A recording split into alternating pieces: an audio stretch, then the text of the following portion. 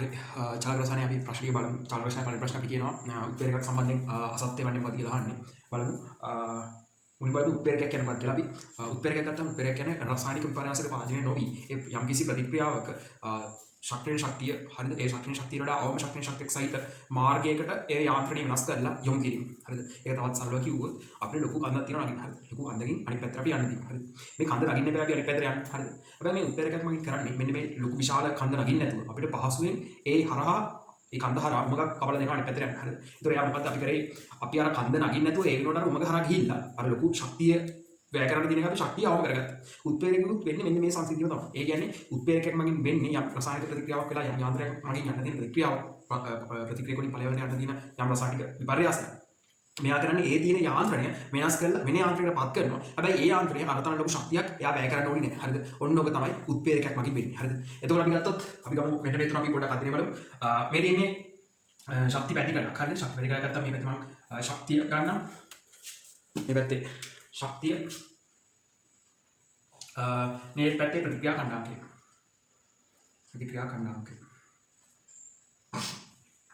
එතකොට මේ වෙලාව තියෙන්නේ අපි ගමුකෝ මේ දැන් අපි ගන්නවා මේ ඩෙල්ටා H ඍණ ප්‍රතික්‍රියාවක් තාපදායක ප්‍රතික්‍රියාවක් කියන්නේ හරිද තාපදායක ප්‍රතික්‍රියාවක් ඇයි මේ පැත්තේ මම ගන්නම් මේ ප්‍රතික්‍රියාව A ගෙන් B හතර එකක් කියලා හරිද එතකොට මේ අවසාන හැදලා තියෙන ඵලයේ ශක්තිය හරිද ශක්තිය ගොඩක් අඩුයි අපි දන්නවනේ ඩෙල්ටා H ගන්නේ ඵලවල ශක්තියෙන් ප්‍රතික්‍රියාවේ ශක්තිය අඩු කරලා කියලා ඉතින් ඵලවල ශක්තිය අඩුයි ප්‍රතික්‍රියාවේ ශක්තිය දැන් වැඩි එහෙනම් ඵල ප්‍රතික්‍රියාව වලින් අඩු කරාම එන්නේ ඍණාත්මක හරිද ඒ නිසා තමයි අපි තාපදායක ප්‍රතික්‍රියාව කියලා මේක ගත්තා හරිද ඒකෙන් B ඒකෙන් B හැදෙන තාපදායක ප්‍රතික්‍රියාව මම ගත්තා හරිද දැන් මේ ප්‍රතික්‍රියාව ගත්තාම ඒකෙන් B හැදෙන ඉදිරි ප්‍රතික්‍රියාව හරිද මේ දින අපේ ඉදිරි ප්‍රතික්‍රියාව මම ඒක EF කියලා ගන්න 4 කියන එකට ඊට පස්සේ අපි පිටිපස්සට ගත්තොත් B එකෙන් හැදෙන අවස්ථාව අපි ගත්තොත් ඒක මම ගන්න පුළුවන් EB හරිද එතකොට EF කියන්නේ ඒකෙන් B හැදෙන අවස්ථාව සඳහා එයාගේ කොච්චර ශක්තියක් එයා පන්නන්න ඕනද ඇත්තට මෙයා පන්නන්න ඕනේ යාගාව තියෙන ශක්තියට වඩා අමතරව EF කියන ශක්තියක් හරිද B ගෙන් A දක්වා නැවත ඒ පසු ප්‍රතික්‍රියාව වෙන්න නම් එයා පන්නන්න ඕනි ඒ EF වගේ නෙමෙයි ඊටත් වඩා වැඩි ප්‍රමාණයක් කොච්චරද ඒක EB ප්‍රමාණයක් එයා පන්නන්න ඕනි EB ප්‍රමාණයක් එයා පන්නන්න ඕනි හරිද එතකොට අපිට කියන්නේ උත්තරේ දැම්මට පස්සේ මෙන්න මේ ශක්ති බාධකي අඩු කරනවා ශක්ති බාධකي අඩු කරනවා ඒ ශක්ති බාධකي අඩු කරන්න වෙන්නේ හරි කියන්නේ මෙන්න මේ ශක්ති බාධකي අඩු කරනවා සම්පූර්ණ යාන්ත්‍රණය වෙනස් කරනවා. හරි යාන්ත්‍රණය වෙනස් කරනවා. හැබැයි මුල් ප්‍රතික්‍රියාවේ ශක්තිය නෙමෙයි අඩු කරන්නේ. හරිද? අන්න ඒ වැරදි ප්‍රකාශන යන්න එපා. හරිද? අඩු කළේ මුල් එකේ ශක්තිය නෙමෙයි. නව ප්‍රතික්‍රියාවක් කියන්නේ නව අලුත් යාන්ත්‍රයක් හඳුන්වා දීලා අර ශක්තිය වඩා අඩු ප්‍රතික්‍රියා මාර්ගය තමයි මේ අලුත් එක. හරිද? දැන් මේක කියන්නේ සමතුලිත ප්‍රතික්‍රියාවේ ඉතිහා පසු ප්‍රතික්‍රියා දෙකේම ශීඝ්‍රතාව එක ප්‍රමාණයකින් වැඩි කරනවා. හරිද? බලමු. දැන් අපි ඉගෙන ගත්තේ EF සහ EB දෙකම එක ප්‍රමාණයකින් අඩු කරනවා කියලා ඉගෙන ගත්තා. හරි. ඇත්තට දෙන්නම අඩු වෙලා තියෙන එක ප්‍රමාණය. හරි. දැන් ඇත්තටම වෙලා තියෙන්නේ ශීඝ්‍රතාවය අපි දන්නවා මෙන්න මේ වගේ ප්‍රකාශන දැන් මොකට එන්නේ. හරි. මෙතන නැගෙන ශීඝ්‍රතාව සමානයි ශීඝ්‍රතාව නියතේ වාරක් ඒකේ සාමාන්‍ය ඔය ප්‍රතික්‍රියාවට සදා ශීඝ්‍රතාව සමීකරණ. හරි. එතකොට මේ මෙන්න මේ ශක්තිය පාදක අඩු වෙනවා කියන්නේ මේක ශීඝ්‍රතාව මොකද වෙන්නේ? වැඩි වෙනවා. හරි. ඒ ශීඝ්‍රතාව වැඩි වෙනවා. B ට ගත්තත් එහෙම. එයාගේ පැත්තේ තර උඩ පන්න තියෙන ප්‍රමාණය දැන් මොකද තියෙන්නේ B ගේ. අච්චර ලොකුට පනින්න නැහැ පොඩ්ඩයි පනිනවා. එහෙනම් අපි ගත්තොත් අපල ගන්න එපා සක්‍රීය ශක්තිය දෙන්නගේම අඩු කරන ප්‍රමාණය සමානයි. ඊට සමාන ශක්තිය අඩු කරාම මේක වෙන්නේ මොකද? ශීඝ්‍රතාවයට ඒ ආකාරයෙන් බලපාන. එහෙනම් ශීඝ්‍රතාවයත් සමාන විදිහට වැඩි වෙනවා. ශක්තිය අඩු වෙනවා. ප්‍රතික්‍රියාවක් මේ උත්තරයක් දැම්මම. ඒක අනිත් පැත්ත. ඒ කියන්නේ යාගේ ශීඝ්‍රතාවයේ සමාන ප්‍රමාණ වලින් වැඩි වෙනවා. හැබැයි පපුව ගන්න එපා තව දෙයක්. මේගොල්ලන්ගේ සමාන භාග වලින් නැත්නම් සමාන ප්‍රතිශත වලින් වැඩි වෙනවද අඩු වෙනවද? වැඩි වෙනවා කියලා. අඩු වැඩි වෙන්න පුළුවන්. මොකද? ශීඝ්‍රතාවයෙන් වැඩි වෙනවා. ශක්තිය නම් අඩු වෙනවා. හරිද? අඩු වැඩි විදිහට අහන්න පුළුවන් ප්‍රශ්නේ. අපව ගන්න එපා. ආයිත් අහන්න මේකම කර ප්‍රශ්නයක් තිබ්බොත් හරිද? එතකොට භාග ගත්තොත් අපි ගත්තොත් සමාන ශක්ති භාග වලින් මේගොල්ලෝ අඩු වැඩි වෙනවා කියලා අහුවොත්. හරිද? මෙහෙම අපි ගත්තොත් අපි නහුවොත් ඉදිරි ප්‍රතික්‍රියාවේ සහ පසු ප්‍රතික්‍රියාවේ ශක්තිය ගන්න මම ගන්න දැන් දැනට සක්‍රීය ශක්තිය සමාන භාග වලින් අඩු කරලා. හරිද? අපි හිතමු මෙයාගේ ශක්තිය 100යි. ඒ කියන්නේ B ගේ ආරම්භ ශක්තිය 100යි. හරිද? අපි ගමු මෙහෙම මෙයාගේ ශක්ති බාධකය කියන්නේ මේක 100යි. මේකේ පසු ප්‍රතික්‍රියාවේ ශක්ති බාධකය 200යි. හරිද? වැඩි වෙන්නේ 100 200 වෙනවා. හරි මම ගත්තා එහෙම. අඩු කරේ සමාන ප්‍රමාණය මම ගන්න 20ක් අඩු කරගන්න. හරි. එතකොට අපි නෙවුවොත් ඊයේ ශක්තියේ බාධකය අඩු කරන ප්‍රමාණය සමානයි. ඒ 20යි. ඊට පස්සේ එකකට 20 අඩු කරේ ඉස්සරහකට 20 අඩු කරේ. හරි. අපි නෙවුවොත් භාග ප්‍රමාණය මේ භාග කියන්නේ මොකක්ද? ඉස්සරහා කරන 20යි අඩු කරේ කොච්චරක් තියෙද්ද? එයාගේ 100කට 20යි අඩු. හැබැයි පිටිපස්සේ කරා කොච්චරද? පීටට සාපේක්ෂව එයාගේ 200ක් තියෙද්දි 20ක්. ඉතින් එයාගේ අඩු කරලා තියෙන ඇත්තම 110ක්. මෙයාගේ 120ක් අඩු කරලා තියෙනවා. ඉතින් ප්‍රතිශත ගන්න එක 100 මැඩි ගන්න එකට කරන්නේ. ඉතින් භාගය හුවත් ප්‍රතිශත ගත්තා. ওই දෙක සමාන වෙන්නේ නැහැ. සමාන ප්‍රමාණයෙන් අඩු වෙන වැඩි වෙන්නේ නැහැ. හරි. මේ මොනවද? EA. ඒ කියන්නේ ශක්තිය ශක්තිය. අපි R එක ගත්තොත් EA එක නම් අඩු වෙනවා. එතකොට E අඩුවේදී ශක්තිය ශක්තිය විදිහම වැඩි වෙන විදිහට ප්‍රශ්න අහන්න පුළුවන්. හරිද? ප්‍රශ්න ආකාර කිහිපයකට කරවන්න පුළුවන්. හරිද? පොඩ්ඩක් තේරුම් ගන්න. දැන් ප්‍රශ්න අහලා තියෙන මේකේ අහලා තියෙන සීඝ්‍රතාවය. හැබැයි සීඝ්‍රතාවය නැතුව අපිට මේ ප්‍රස්තාරයෙන් මේකෙන් අපිට යන්න පුළුවන් එකපාරම ශක්ති බාධකේ. හරිද? ශක්තිය ශක්තිය ගැන අපිට අදහසක් ගන්න පුළුවන්. ඉතින් ශක්තිය අඩු වෙනවත් එක්කම ඊට විරුද්ධව මොකද වෙන්නේ? සීඝ්‍රතාවය වැඩි වීම ගැන අපිට හිතන්න පුළුවන්. හරිද? දැන් මෙතන අහන්නේ කෙලින්ම දෙකේම සිද්ධාර්ථ ප්‍රමාණයෙන් වැඩි කරලා. ඒක හරි. හරිද? එක ප්‍රමාණයෙන් වැඩි කරනවා. ශක්තිය ශක්තිය එක ප්‍රමාණයෙන් අඩු කරනවා. ඒ වගේම ඊට සමානව ප්‍රතික්‍රියා ශීලතාවත් ඒ ප්‍රමාණයෙන් සමාන ප්‍රමාණයෙන් වැඩි කරනවා. හරිද? මම මේ තව වැඩි ප්‍රකාරයක් කිව්වේ භාග සමාන විදිහට වැඩි කරන්නේ නැහැ. නැත්නම් ප්‍රසාද සමාන විදිහට වැඩි කරන්නේ නැහැ. ශක්තිය ගත්තොත් සමාන විදිහට අඩු කරන්නේ නැහැ භාග. නැත්නම් ප්‍රසාද සමාන විදිහට අඩු කරන්නේ නැහැ. හරිද? ගොඩක් ප්‍රශ්නයකින් අහුවෙනවා. ඊට පස්සේ බලමු දෙක උත්ප්‍රේරකයන්ගේ ප්‍රතික්‍රියාව යාන්ත්‍රණය වෙනස් කරලා හරියට හරි අපි මුලින්ම කතා වුණා මේකෙන් කරන්නේ මුල් ප්‍රතික්‍රියාව ඒ ප්‍රතික්‍රියාවේ ශක්තිය බාධකයේ පන්නන්නට වඩා අඩු ප්‍රමාණයෙන් ශක්තියකින් පන්නන්න පුළුවන් අලුත් යාන්ත්‍රණයක් හඳුන්වා දෙනවා. ඉතින් අලුත් යාන්ත්‍රණයක් හඳුන්වා දුන්නා. හරි. ඒක හරි දෙක හරි. ඊට පස්සේ අන්න සමතුලිතතාවයත් එක්ක යන ප්‍රශ්න. හරි. බලන්න මෙතන මම ගන්නම් ඒකෙන් B කියන සම්පූර්ණ ප්‍රතික්‍රියාව. හරිද? එහෙනම් ආරම්භයේ ඒ සාන්ද්‍රය වැඩි මම මේ අක්ෂය ගන්න සාන්ද්‍රණය මේක කාලය ගන්න. හරිද? එහෙනම් මේක වෙන්නේ T1 කියලා කාලයක් ගන්න. T1 කාලයකට පස්සේ හරිද? ඒ වැය වෙන්න B හැදෙනවනේ. මේක දන්න සම්පූර්ණතාවයත් එක්ක හරිද? එහෙනම් මේ තියෙන B සාන්ද්‍රණය මේ අක්ෂය යන්නේ B මේ B හරිද? මේක යන්නේ A හරිද? මේ A ගේ සාන්ද්‍රණය මේ B ගේ සාන්ද්‍රණය හරිද?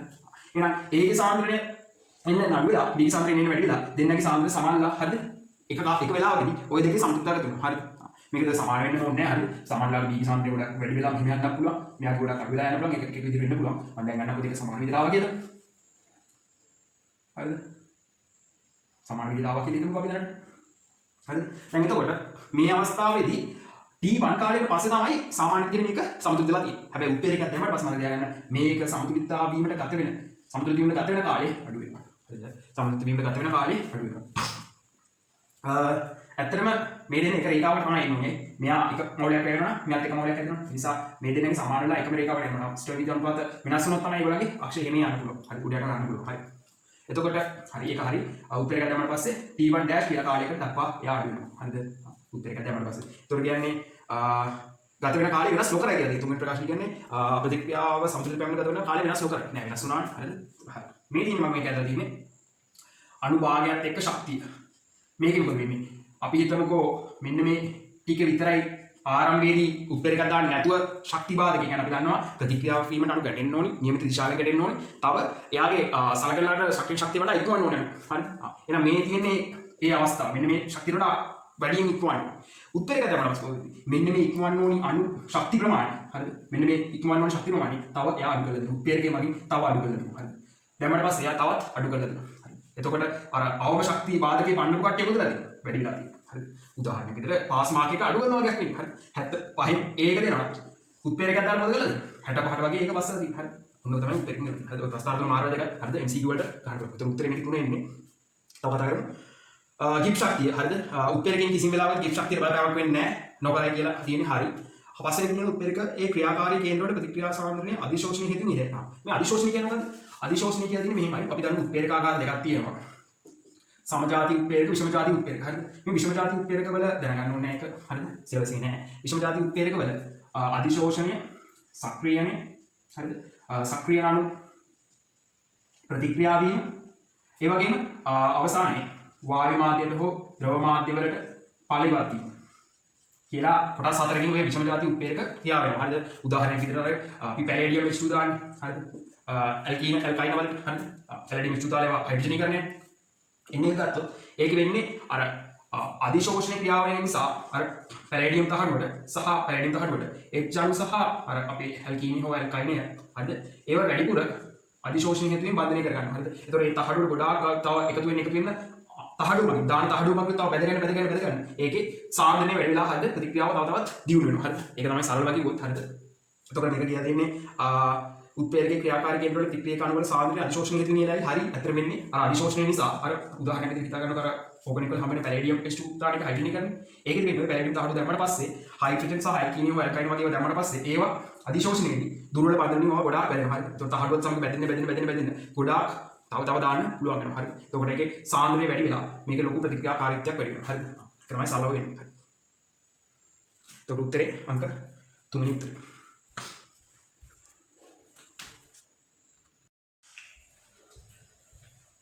බලන්න දෙවෙනි ප්‍රශ්නේ කියනවා 160 සෙල්සියස් පවතින පහත් සමුද්‍රව සලකන්නලු. කියන්නේ A ගෑස් ධන B ගෑස් සමතුලිතතාවයක් තියෙනවලු P ගෑස් සහ Q ගෑස් අතර. හරිද? එයාගේ ඩෙල්ටා X තියලා තියෙනවා -80ක් කියලා කිලෝ ජූල් මොලේට. හරිද? එතකොට අපිට කියනවා මෙන්න මේ 160 තියෙන උෂ්ණත්වය වැඩි කරනවලු 250 දක්වා. 250 සෙල්සියස් දක්වා මෙයා වැඩි කරනවා. හරි. බලන්න දැන් මේ වගේ දෙයක් දුන්නාම තාප දායක ප්‍රතික්‍රියාවක් දුන්නේ ගමන් එයාව දාගන්න මේ පැත්තේ තාපේ කැලලක් තියෙනවා කියලා. හරිද? MCQ ගන්න කරන්නේ. හරිද? තාපේ කැලල කියලා තියෙනවා. දැන් මොකද කරන්නේ? උෂ්ණත්වය තවත් වැඩි කරනවා. උෂ්ණත්වය තවත් වැඩි කරද්දී ලේචර්පිය මූලධර්ම අනුව යා කරන්න ඕනි. යාගේ තාප දායක ප්‍රතික්‍රියාව නෙමෙයි තාප අවශෝෂක ප්‍රතික්‍රියාව සිදු කිරීමට නැඹුරුතාවය වැඩි වෙනවා. එහෙනම් මේ ප්‍රතික්‍රියාව වම් පස්සට වැඩි කරන නැඹුරු. හරිද? අර අපිට දීලා තියෙන ඍණාසුව කියන தත්ත්වයෙන් තාපේ කැලල පරස් කරලා දාපු ගමන් ලේචර්පිය මතක් කරලා ප්‍රතික්‍රියාව කොයි පැත්තට නැඹුරු වෙන්නේ කියලා අපිට හිතා ගන්න පුළුවන්. හරිද? ඒ නිසා හැමතිස්සෙම තාපේ අර ඩෙල්ටා X දුන්නේ ගමන් ඒකෙන් තාපේ කැලල දාගන්න. හරිද? තාපේ කැලල දැම්මට පස්සේ උෂ්ණත්වය තව වැඩි කරොත් ආයෙත් මේ පැත්තෙන් තව තාපේ පද්ධතිය වැඩි කරගන්නේ නැහැ නේ. එයා කරන්නේ මොකද? තාපේ තව පද්ධතිය අඩු කරගන්න. එහෙනම් එතකොට වෙන්නේ ආ තාප දායක ප්‍රතික්‍රියාව තව දුරට නැඹුරු වෙනව නෙමෙයි. තාප අවශෝෂක ප්‍රතික්‍රියාව තව දුරට නැඹුරු. එහෙනම් ප්‍රතික්‍රියාව දැන් මෙහෙට යන්නේ. හරි. බලමු ඒ ප්‍රකාශනයේ ඒ කියනවා ආරම්භයේදී ඉදිරි ප්‍රතික්‍රියාවේ ශීඝ්‍රතාවය ආපසු ප්‍රතික්‍රියාවේ ශීඝ්‍රතාවයට වඩා වේගයෙන් ඉහළයි. ඉදිරි ප්‍රතික්‍රියාවේ ශීඝ්‍රතාවයට සහ ආපසු ප්‍රතික්‍රියාවේ ශීඝ්‍රතාවයට වඩා වේගයෙන් ඉහළයි. ඉදිරි ප්‍රතික්‍රියාවේ වැඩි කරනවා කියලා එයා කියන්නේ. හරිද? R forward එක R backward එක හරිද? දැන් මේ පැත්තට යනවා නම් හරිද? දැන් තව දෙයක්. උෂ්ණත්වය වැඩි කරාම RF සහ RB දෙකම වැඩි වෙනවා. හරිද? දෙන්නගේම අණු චාලක ශක්තිය වැඩි වෙනවා. හරිද? අණු ගැටීම මේ පැත්තේ D ගැටෙන වේගයත් BQ ගැටෙන එකත් වැඩියෙන් වැඩි වෙනවා තමයි. දෙකම වැඩි වෙනවා. හරිද? RS එකක් වැඩි වෙනවා RB එකක් වැඩි වෙනවා. එහෙනම් මොකද මේ පැත්තට තනි ඉඳලාද? ඒ වෙන්නේ මෙන්න මේක RB එක වැඩිපුර වැඩි වෙනවා. ඒ කියන්නේ BQ ගැටෙන වේගය තව වැඩි කරලා මේ මුළු පද්ධතිය නඟුරු කරනවා මේ පැත්ත. හැබැයි ඒකෙන් කියන්නේ RF එක වැඩි වෙන්නේ නැහැ කියලා. RF එක වැඩි වෙනවා. ඊට සාපේක්ෂව RB ගොඩක් වැඩි වෙනවා. හරිද? ඒක තේරුම් ගන්න. එතකොට වැඩි වෙන්නේ ඒතකොට ඒ වැරදි. ඒ කියන්නේ ඉදිරි ප්‍රතික්‍රියාව ශීඝ්‍රතාවය වැඩි වෙනවා කියන වැරදිම. එහෙනම් දෙක හරි. ඒ කියන්නේ පැත්ත හරි. RB එක වැඩි වෙන්න ඕනේ. B හරි. ඒ වැරදි. B හරි. ආරම්භයේ C එකේ කියනවා ආරම්භයේදී ඉදිරි හා ආපසු ප්‍රතික්‍රියාවල ශීඝ්‍රතාවය එකම ගුණාකාරයෙන් වැඩි වෙනවා. හරිද? ඒක වැරදි. එකම ගුණාකාරයෙන් වැඩි වෙන්නේ නැහැ. මෙයාට සාපේක්ෂව මෙයා වැඩි එකකින් වැඩි වෙන්න ඕනේ. හරිද? එකම ගුණාකාරයෙන් වැඩි වෙනවා ඔය දෙක සමාන වෙනවා. හරිද? එකම ගුණාකාරයෙන් වැඩි වෙනවා ඔය දෙක සමාන. ඔය දෙක සමාන විදිහට වැඩි වෙන ආකාරයක් උදාහරණයක් තමයි. හරිද? උෂ්ණත්වය 160ම තියාගෙන ඕන නම් පද්ධතියේ අපි කරමුකෝ පරිමාව අඩු කරා කියලා. V පරිමාව විතර V බෙදීම දෙකකට ගෙනියනවා පරිමාව උණු පද්ධතිය. එතකොට හැම එකකටම සාන්ද්‍ර සමාන වැඩි වෙනවනේ. හරිද? සාන්ද්‍ර සමාන වුණාම පද්ධතිය සාන්ද්‍ර අඩු කරගන්න විදියකුත් නැහැ. හරිද? ඇයි? මේ පැත්තෙත් අණු දෙකයි මේ පැත්තෙත් අණු දෙකයි. මේ ඔක්කොම ගෑස් තියෙයි. හරිද? අන්න ඒ වගේ තත්ත්වවලදී ওই දෙකම සාන්ද්‍රයට වැඩි වෙනවා. ඇයි? පරිමාව අඩු කරා. හරිද? C සමාන M බෙදීම V නේ. පරිමාව අඩු කරාට පස්සේ සාන්ද්‍රය වැඩි වෙනවා. සාන්ද්‍රය වැඩි වෙනවා. හැමෝගෙම සාන්ද්‍රය වැඩි වෙනවා. හැමෝගෙම සාන්ද්‍රය වැඩි වෙනවා. ඒ නිසා RF වැඩි වෙනවා, RB වැඩි වෙනවා. අන්න ඒ අවස්ථාවේදී දෙක සමාන විදිහට වැඩි වෙනවා. හරිද? අර දැක්කද? ඒ වෙලාවෙත් දෙක සමාන විදිහට වැඩි වෙනවා. අර ඉස්සෙල්ලගෙන මොකද මේ? උෂ්ණත්වය වැඩි කරාම තාප දායක ප්‍රතික්‍රියාව තිබ්බනේ. හරිද? තාප දායක ප්‍රතික්‍රියාව දෙල් තිබ්බනේ. තාපේ මේ පැත්තේ තාප අවශෝෂක තාප දායක ප්‍රතික්‍රියාවක් තියෙනවා අනිවාර්යයෙන්. එතකොට ඒ නිසා මොකද වෙන්නේ? ඒ අවස්ථාවේදී එක ප්‍රතික්‍රියාවක් වැඩිපුර නැඹුරුනවා. ඒ මුල් අවස්ථාව. මම මේ වෙන උදාහරණයක් ගත්තේ වීබෙතින් භාගයේ අවස්ථාව. හරිද? ඒ අවස්ථාවේදී හැමෝගෙම සාන්ද්‍ර සමානලා එකම ප්‍රමාණයෙන් RF සහ RB දෙකම වැඩි වෙනවා. හරි. D එකේ කියනවා C වැරදි. D එකේ කියනවා සමතුලිත වුණාට පස්සේ වැඩක් නැහැ. හරිද? සමතුලිත වුණාට පස්සේ දැන් 250ට ගිහිල්ලා සමතුලිත නැවත සමතුලිතතාවයට පත් වුණාට පස්සේ නේ කියන්නේ 160 තිබ්බා වගේම 250ට ගියාට පස්සේ හරිද? 250ට ගියාට පස්සේ වැඩක් නැහැ. මේ පැත්තේ AB මේ පැත්තේ BQ 250ට ගියාට පස්සේ නැවත RF RB ඩෑෂ් කියලා ගන්නකො ඒ අවස්ථාවේ හරිද? ওই දෙක නැවත සමාන වෙනවා. හරිද? ශීඝ්‍රතා දෙක අලුත් ශීඝ්‍රතා දෙක නැවත සමාන වෙන්න ඕනි 250. හරිද? 160 තිබ්බේ RF සහ RB නම් ওই දෙකම වැඩි වෙනවා. ආරම්භක අවස්ථාවේදී මෙයා වැඩිපුර වැඩි වෙලා මේ පැත්තට නැඹුරු වෙන කතාව වෙනම එකක්. හරිද? දැන් කියන්නේ නැවත 250 එකේ සමතුලිත වුණාට පස්සේ සමතුලිත වුණාට පස්සේ කියන්නේ RF සමාන වෙන්නේ හරිද? සමතුලිත ප්‍රතික්‍රියාව සමතුලිතතාවය ඉගෙන ගන්න කතා කරනවා. සමතුලිත ප්‍රතික්‍රියාවක් වෙන්න ඕනේ. පද්ධතිය සමතුලිත වෙන්න ඕනේ. ප්‍රත්‍යාවද ප්‍රතික්‍රියාවක් වෙන්න ඕනේ. හරිද? ඒ වගේම ඉදිරි ප්‍රතික්‍රියාව පසු ප්‍රතික්‍රියා ශීඝ්‍රතාව සමාන වෙන්න ඕනේ. ඒක සමතුලිතතාවය අවස්ථාව. හරිද? එහෙනම් මේ 250 සමතුලිත වුණාට පස්සේ ඒ අවස්ථාවේදී නව ඉදිරි ප්‍රතික්‍රියා ශීඝ්‍රතාවයක් සහ නව පසු ප්‍රතික්‍රියා ශීඝ්‍රතාවයක් හැදිලා ඒවා සමාන වෙන්න ඕනේ. එහෙනම් D එක හරි. B හරි D හරි. අනිත් දෙක වැරදි. උත්තරේ 5යි.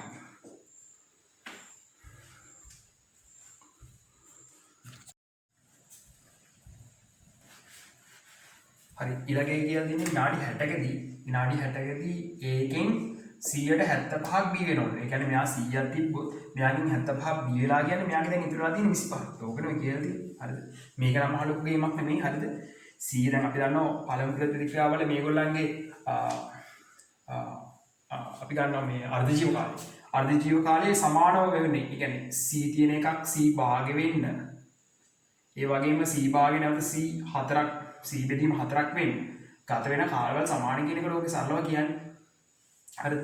එතකොට මෙයා 100 ඉඳන් 50 යන කාලේ 50 ඉඳන් 25ට යන කාලේ. හරි ගත්තොත් ওই දෙක සමාන වෙනවා කියලා කියන්නේ. හරිද?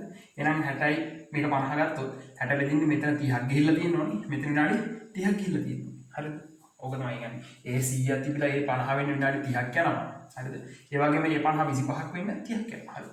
ඒකෙන් 75ක් වෙලා කියන්නේ එයාගා ඉතුරුලා තියෙන්නේ 25යි කියලා දැනගන්න. හරි. ඒතර ඕක ලේසි ඔය ගන්නලා තියෙන්නේ අර්ධියෝ කාලේ නම් t half එක මිනිත්තු 30යි. හරිද?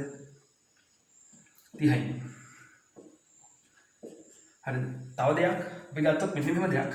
අපි ගත්තොත් මෙන්න මෙහෙම 2n ගේ අපි ගත්තොත් ආරම්භ කණු 100ක් තිබ්බොත් ඕක 1යට 2n ගේ ගාණෙන් වැඩි කරාම අපේ වෙනවා අවසානයේ ඉතිරි අනුගාන. මේ ආරම්භක අණු ගාන වැඩි කිරීම 1යට 2යි එන්නේ අවසාන ඉතිරි අණු ගාන එනවා. උදාහරණයක් විදිහට අණු 100ක් ගත්තොත් අපි කියමුකෝ මේ n කියන්නේ අර්ධ ආයු කාල ගණන. හරිද? එහෙනම් අපි හිතමු අර්ධ ආයු කාල 3කට පස්සේ කොච්චර අණු ගානක් ඉතුරුලා තියෙනවද කියන්නේ. දැන් 100 බෙදීම 8 100 බෙදීම 12.5යි. අණු 12.5යි දැන් ඉතුරුලා තියෙන්නේ. හරිද? ඒ කියන්නේ 8කට පස්සේ යාගේ 12.5 වෙලා තියෙනවා. හරිද? 50 3කට පස්සේ හරි අර්ධ ආයු කාල 3කට පස්සේ 12.5 වෙනවා. හරි අණු ගාන. ඒ තියෙන අණු ගාන.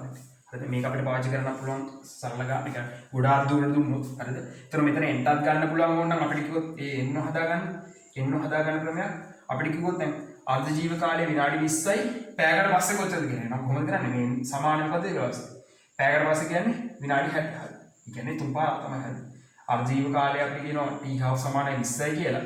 පැයකට පස්සේ එහෙනම් කොච්චරද අණු තියෙන්නේ? ආරම්භක අපි කියමු උදාහරණයක් විදිහට උදාහරණ ගානක් දෙනවා. ආරම්භක අණු ගාන හිතමු මෙහෙම ආරම්භක අණු ගාන අපි කියනවා 1000ක් තියෙනවා. ආරම්භය අණු 1000ක් තියෙනවා. ඉතින් ඕක සාධන දෙන්නුවත් හරි. ඒක පරිමාණ බෙදන්න තියෙන හරි. අණු ගාන. හරිද? එතකොට 1000ක් තියෙනවා. ඕකෙන් එකයට අපි කියමුකෝ ඕකේ ආජීව කාලය ආජීව කාලය අපි හිතමු මේකම දුන්නා කියලා. ආජීව කාලය 20යි. හරිද? 20යි පැය දෙකකට පස්සේ එහෙනම් 120 බෙදීම 20 සමානයි දැන් තියෙන අණු ගාන කීයද කියලා. හරිද? උදාහරණ ගන්න අණු 1000ක් තියෙනවා. ඒකෙන් දැන් එක පැය දෙකකට පස්සේ කොච්චර දානවා? t half එක 20යි කියලා. ඉතින් මෙතන ඒතර එනවා 6ක් කියලා. එහෙනම් 1000 බෙදීම 2 6. හරිද? එනවා අපිට අණු ගාන. හරිද? 1000 බෙදීම 64 නේ. හරිද? ඕකෙන් අපිට අණු ගාන හොයාගන්න ඕනේ. ඒ වගේ අපිට ගන්න පුළුවන්. හරිද?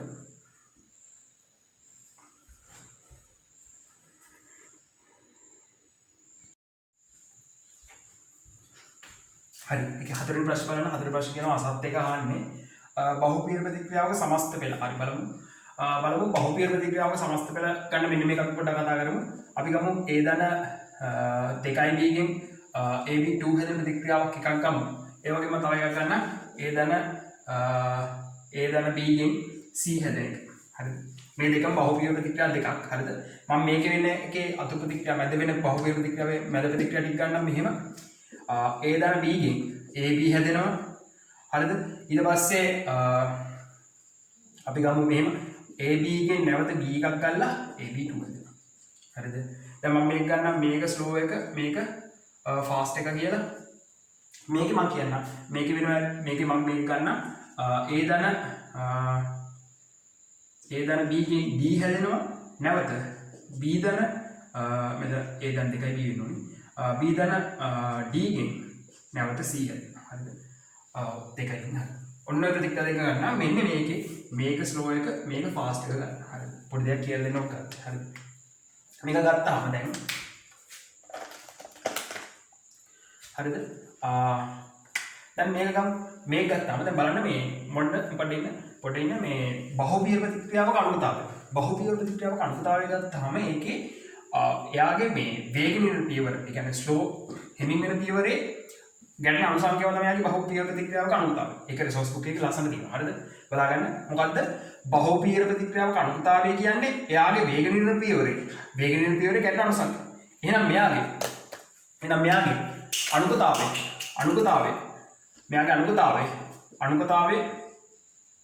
අනුකතාවය දෙකයි.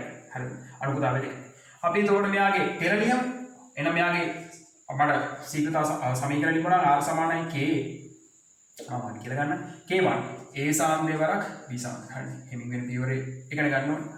එතකොට මෙයාගේ සමස්ත පෙළෙන්නේ දෙකයි. එහෙනම් සමස්ත පෙළත් දෙකයි. එහෙනම් අනුකතාවය දෙකයි සමස්ත පෙළත් දෙකයි. අපි මේකට යමු.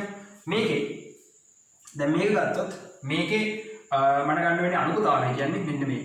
හරිද? අනුකතාවය දෙකයි. හරිද? හෙමින් වෙන ප්‍රතික්‍රියාව වේගනින පියවරනේ. වේගනින පියවරේ ගැටෙන අනුසංඛ්‍යාව දෙකයි. අනුකතාවය දෙකයි. හරිද? සමස්ත පෙළ දැන් පෙළ ගත්තාම මට ගන්න වෙන්නේ එතකොට මෙහෙම R සමානව K2 කියලා ගණන් ඉස්සෙල්ලා K1 ගත්තේ නම් K1 B වරක් T. හරි. දැන් මට කියන්නේ මේ D කියන්නේ මොකද්ද? අපි දැනගන්න ඕනේ D කියන්නේ අතරමැදි ද්‍රව්‍ය සහ උත්ප්‍රේරක වල ගැන. අතරමැදි ද්‍රව්‍ය කියන්නේ ප්‍රතික්‍රියාවකේ බහුපීර ප්‍රතික්‍රියාවක මැදදී සෑදිලා නැවත ඊළඟ පියවරේදී වැය වෙනවා. හරිද? මේ D ඒ වගේ තමයි. මුලින් හැදිලා පස්සේ වැය වෙනවා. උත්ප්‍රේරක කියන්නේ මොකද්ද? එයා යම්කිසි ප්‍රතික්‍රියාවකදී වැය වුණොත් නැවත ඊළඟට නැවත අවසානය පුනර්ජනනීය වෙන්න ඕන. හරි. උත්ප්‍රේරකයක් එහෙමයි. හැබැයි අතරමැදිය වැය වෙලා නැවත හැදිලා නැවත වැය වෙන්න පුළුවන්. හරිද?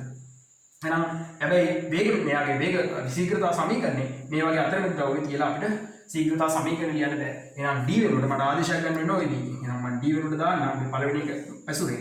A වෙනුවට AB කියලා. එහෙම දාන්න. අතරමැදි වලින් අපිට ශීඝ්‍රතා සමීකරණ ලියන්න බෑ. හරිද?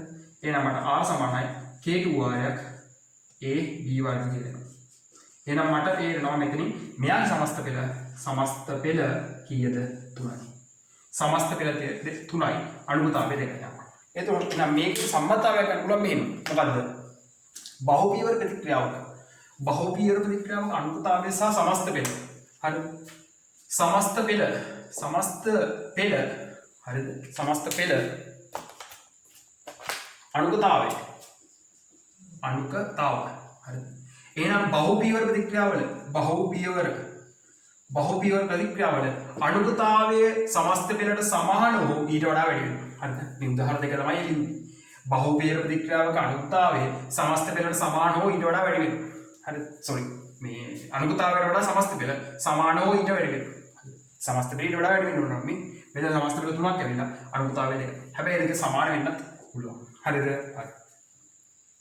එතකොට මෙතන මූලික ප්‍රතික්‍රියාව නම් අනුකතාවයේ සමස්ත පෙළට සමානයි. දන්න ගොඩක් අය හරි. මූලික ප්‍රතික්‍රියාවල අනුකතාවයේ සමස්ත පෙළට සමාන එක ගොඩක් ප්‍රසිද්ධ එකක්. හරි. ඒකේ බලන්න හතරවෙනි එකේ තුන්වෙනි එක බලන්න. උත්ප්‍රේරකයක් එදීමේ ප්‍රතික්‍රියාව ලැබෙන පළදා වැඩි කරගෙන යනවා. පළදා ඒක අසත්‍ය ගහන්නේ පළදා වැඩි කරගන්න බෑ. හරිද? පළදාවට මේ මෙන්න මේක වැඩක් නැහැ.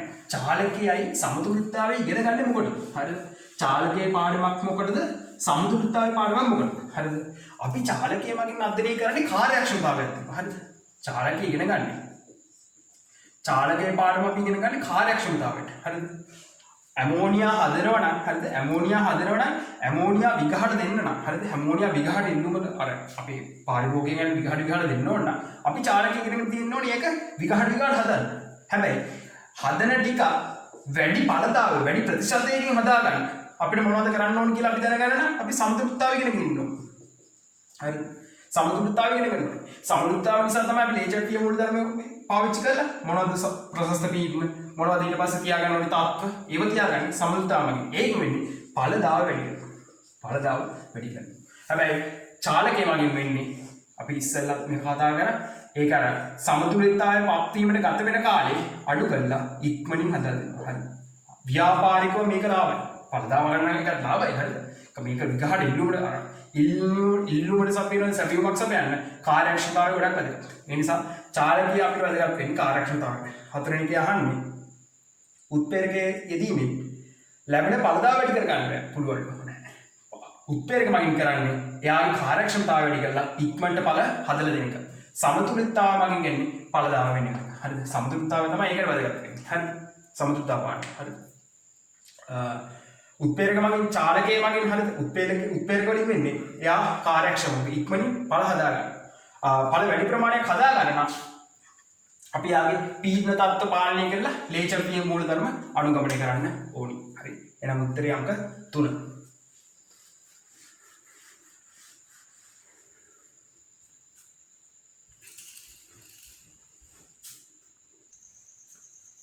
හරි. ඊළඟ ගානව ශීඝ්‍රතා නියතය. ශීඝ්‍රතා නියතය ගැන අපෙන් අහන්නේ බලව ප්‍රතික්‍රියාවක අපි සාධාරණ ලියමු සාධාරණ සමීකරණයක් මෙහෙම. හරිද? ශීඝ්‍රතා සමීකරණයක්. හරිද? ශීඝ්‍රතා සමීකරණයක්. හරිද? එතකොට මේ තියෙන්නේ ශීඝ්‍රතා නියතය. ශීඝ්‍රතා නියතය අපි දන්නවා. ශීඝ්‍රතා නියතය මේ තියෙන්නේ. අපි ගන්න ඕනේ ශීඝ්‍රතා නියතය වැඩි වීමට හේතුව. හරිද? ඇත්තටම දැන් ඒ ප්‍රකාශය කියන්නේ ප්‍රතික්‍රියක වල සාධක. හරිද? දැන් අපි මොකක් හරි ප්‍රතික්‍රියාවක ශීඝ්‍රතාවය වැඩි කරනවා නම් එක්ක k වැඩි කරන්න ඕනේ එක්ක මෙන්න මේ කට්ටිය වල සාන්ද්‍රණය වැඩි කරන්න. හරිද? ඉතින් මෙන්න මේ වල සාන්ද්‍රණය වැඩි කිරීම අපි මොනතරම් දන්නවද? a වැඩි කරාම b වැඩි කරාම අනිවාර්යෙන් ශීඝ්‍රතාවය වැඩි වෙන්න ඕනේ කියලා දන්නවනේ. ඉතින් එහෙනම් ප්‍රතික්‍රියාවක වල සාන්ද්‍රණය වැඩි කරාම ඔය k ට බලපෑමක් වෙන්නේ නැහැ. හරි? ඇත්තටම මේ ප්‍රශ්නේ පොඩි වැඩිපුර දෙයක් ඕනේ. හරිද? k සම්බන්ධව. හරිද? මේක දැනගත්ත කියලා වැඩි වෙන්නේ නැහැ. හරිද? පොඩි දෙයක්. හරිද? මේ k සම්බන්ධතාවක් තියෙනවා මෙහෙම. a ඍණ ea බෙදීම rt. හරිද? මෙන්න මේ සම්බන්ධය. හරිද? මෙන්න මෙතන a කියන්නේ හරිද මේ a කියන නියතය උෂ්ණත්වයට සමග ගත්තොත් හරිද? උෂ්ණත්වයට සමග ගත්තොත් ඔය a විශාල උෂ්ණත්වවලදී මෙන්න මේ ආකාරයෙන් වෙනස් වෙනවා. හරිද? අපි සරල පොඩි සාමාන්‍ය උෂ්ණත්ව පරාසවල ගමු. එතකොට a නියතය කියලා ගන්න පුළුවන්. e කියන්නේ නියතයක්. හරිද? නියතයක්. එතකොට ea මෙතන කියන්නේ මේ ea කියන්නේ හරිද? සක්‍රීය ශක්තිය. සක්‍රීය ශක්තිය. මේ සාරවත්‍ර වායු නියතය